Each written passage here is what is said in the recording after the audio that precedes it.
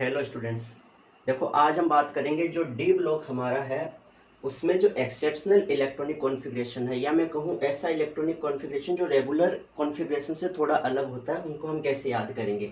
देखो क्रोमियम और कॉपर जो है 3D सीरीज में, वो हमें सबको पता है कि 3D5 4s1 क्रोमियम का होता है और कॉपर का 3D10 4s1 हो जाता है। होना क्या चाहिए, देखो ये 3D1 4s2 3D2 4s2 3D3 4s2, यहाँ पर होना चाहिए था 3D4 4s2।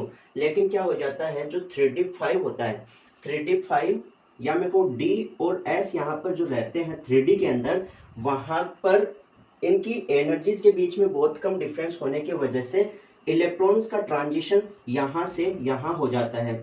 ठीक है, और वो इसलिए होता है क्योंकि जो D5 है वो D4 के कंपेरेटिवली ज्यादा स्टेबल रहता है। तो यहाँ पर D में 5 इलेक्ट्रॉन हो जाता है स्टेबल इलेक्ट्रॉनिक कॉन्फ़िगरेशन के लिए, और यहाँ पर सिमिलरली 5 6 7 8 9 की बजाय 10 आ जाता है, क्योंकि D10 completely field electronic configuration होने की वजह से वो स्टेबल रहता है। ठीक है, तो 3D सीरीज में हमें इन दो का ध्यान में रहता भी है और होना चाहिए।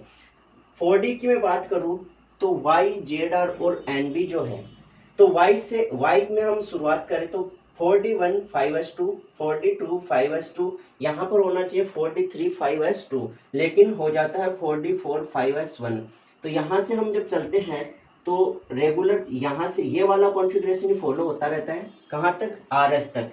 RH के बाद में 4D10 5s0 4D10 5s1 4D10 5s2। तो यहाँ पर याद कैसे किया जा सकता है कि 4D सीरीज में थर्ड नंबर से शुरू होता है एक्सेप्शन आना, और जो लास्ट के थर्ड है उनमें वापस से दूसरा एक्सेप्शन आने लगता है। मतलब ये जो रेगुलर चल रहा था उसके भी अलावा एक इलेक्ट्रॉन और ट्रांजिशन हो जाता है पीडी के अंदर, फिर वो रेगुलर कैडमियम तक चलता है। ठीक है, तो तीसरे से स्टार्ट हुआ और लास्ट के 3 में वापस से दूसरा एक्सेप्शन आ गया। इस प्रकार से हम इसे याद कर सकते हैं। 5D में मैं बात करूं तो 5D में क्या करना है, 5D1 6s2 5D2 6s2 5D3 6s2 5D4 6s2 5D5 6s2, ऐसे 7 6 7। अब देखो यहाँ पर 9 आ गया, 9 10 10। तो कैसे याद करना है कि 5D के अंदर जो लास्ट के 10 है वो एक्सेप्शन है। ठीक है, यहाँ पर देखो क्रोमियम और कॉपर सबको याद रहता है। 4D में क्या करेंगे कि थर्ड नंबर एलिमेंट से स्टार्ट होगा एक्सेप्शन और लास्ट के थर्ड में दूसरा एक्सेप्शन आ जाएगा, या मैं कहूँ एक इलेक्ट्रॉन और डी में आ जाएगा। एक्सेप्शन का मतलब ये है कि इलेक्ट्रॉन एस से डी में आ जाता है। दूसरी बात यहाँ पर थोड़ा सा ध्यान में ये रखना कि यहाँ पर तो नॉर्मली एक इलेक्ट्रॉन ट्रांजिशन कर रहा था, यहाँ पर 2 इलेक्ट्रॉन यहाँ पर ट्रांजिशन करते हैं और इनमें 3 इलेक्ट्रॉन, इसके कंपेरेटिवली बताए तो 3 इलेक्ट्रॉन, बाकी ये तो रेगुलर है इसी 4D10 5s2 4D10 5s1 4D10 5s0। तो यहाँ पर 3 इलेक्ट्रॉन ट्रांजिशन हो गए, यहाँ पर 2, सॉरी यहाँ पर एक ही रहा, और यहाँ पर जो नॉर्मल रेगुलर रहता है वो। 5D में मैं बात करूं तो लास्ट के 3 एलिमेंट्स जो है वो हमारे एक्सेप्शनल होते हैं।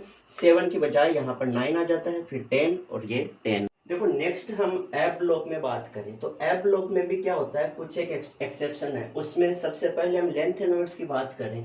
लेंथेनॉइड्स में ये एल लेंथेनम है, ये तो डी ब्लॉक का होता है, डी ब्लॉक का होता है। ठीक है, यहां से हम बात करें तो यहाँ पर देखो सीई जो है उसमें 4f1 आया, यहां से शुरू हो जाना कि एक्सेप्शन चालू हो गया। इसमें हमेशा देखो डी और एफ के बीच में ट्रांजिशन होगा, मतलब डी के इलेक्ट्रॉन एफ में चले जाएंगे। और हम एफ ब्लॉक के जो जनरल इलेक्ट्रॉनिक कॉन्फ़िगरेशन उसमें भी देखेंगे ना, तो डी में या तो 0 इलेक्ट्रॉन रहेंगे या 1 इलेक्ट्रॉन रहेंगे, एफ में 1 to 14 रहेंगे। तो यहाँ पर हम बात करें सीई में 1, पीआर में मैं कह रहा हूं कि यहाँ पर एक्सेप्शन शुरू हो गया तो एक डी वाला इलेक्ट्रॉन एफ में चला गया तो F3, फिर यहाँ से शुरू हो जाना, ये वाला कॉन्फ़िगरेशन ईओ तक फॉलो करेगा। जहां पर भी एक्सेप्शन शुरू होगा वो 7 तक फिर चलता रहेगा, भले ही हम एक्टिनोइड में बात करेंगे तब भी वही रहेगा। ऐसे हम इसको याद कर सकते हैं। 7 है वो कंटिन्यू 2 एलिमेंट्स में आएगा, हाफ फील्ड होता है 7, हाफ फील्ड स्टेबल होता है, तो 7 है वो कंटिन्यू 2 में रहेगा। तो देखो यहाँ पर डी में 0 था तो यहाँ पर भी 7 जब रखेंगे तो डी में 1 इलेक्ट्रॉन आ जाएगा, फिर इसको ये फॉलो करेगा। 8 कभी भी दोनों सीरीज में ही, लेंथेनॉइड में भी एक्टिनोइड में भी, एफ के अंदर डी 8 इलेक्ट्रॉन कभी भी देखने को नहीं मिलेगा। तो 7 से हमें डायरेक्ट कहाँ जाना है, 9 में, फिर 10 11 12 है, 13 14 और LU जो है उसमें तो 14 5D1 6s2 रहेगा। तो हम क्या बता सकते हैं, डी में देखो 1 यहाँ पर देखने को मिलेगा, एक तो डी में 1, ठीक है, दूसरा डी में 1 यहाँ पर देखने को मिलेगा, तीसरा डी में 1 यहाँ पर देखने को मिलेगा। इन तीनों के अलावा डी में हमेशा 0 इलेक्ट्रॉन रखने, और 0 इलेक्ट्रॉन रखने के लिए फिर यहाँ पर हम अपने आप समझ सकते हैं कि PR से शुरू करना है, कि इसमें एक डी वाला इलेक्ट्रॉन यहाँ आ गया, EU तक चलना है, यहाँ पर 7 इलेक्ट्रॉन 2 कंटिन्यू रखना है, जहां पर अगला 7 वाला आएगा उसमें डी में 1 आ जाएगा, फिर वापस से कंटिन्यू चलना है, डी में वापस 0 कर देना है, 8 कहीं पे आएगा नहीं तो हम वापस से यहाँ तक पहुंच जाएंगे, LU में वापस से डी में 1 इलेक्ट्रॉन कर देना है, ठीक है। अब देखो एक्टिनोइड में ये जो SC है वो तो डी ब्लॉक का है, यहाँ पर TH में ही इसको इसलिए याद रखना, देखो इसमें F में इलेक्ट्रॉन रहता ही नहीं है, दोनों इलेक्ट्रॉन डी में रहते हैं, डी में नॉर्मली 1 इलेक्ट्रॉन रहता है, लेकिन यहाँ पर क्या रहते हैं 2 इलेक्ट्रॉन रहते हैं। फिर यहाँ से जब शुरू करेंगे डी में वापस से 1 हो जाएगा, यहाँ पर 2, फिर इसको यहाँ तक ये फॉलो करेगा NP तक। NP के बाद में PU में क्या होता है, F में 6 इलेक्ट्रॉन आ जाते हैं, डी खाली हो जाता है, फिर ये फॉलो करता है यहाँ तक 7 तक।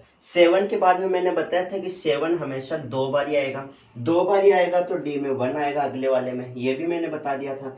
8 कभी आएगा नहीं, तो 7 के बाद में डायरेक्ट 9 आएगा तो डी में 0 इलेक्ट्रॉन हो जाएंगे, फिर ये 0 0 0 लास्ट तक फॉलो करते जाएंगे, और लास्ट वाले में हमेशा 6 डी में 1 इलेक्ट्रॉन आएगा, ठीक है। तो ये इलेक्ट्रॉनिक कॉन्फ़िगरेशन याद रखने हैं, क्योंकि ये एग्जाम के भी आप पे थोड़े इंपॉर्टेंट हो सकते हैं, ठीक है। Thank you.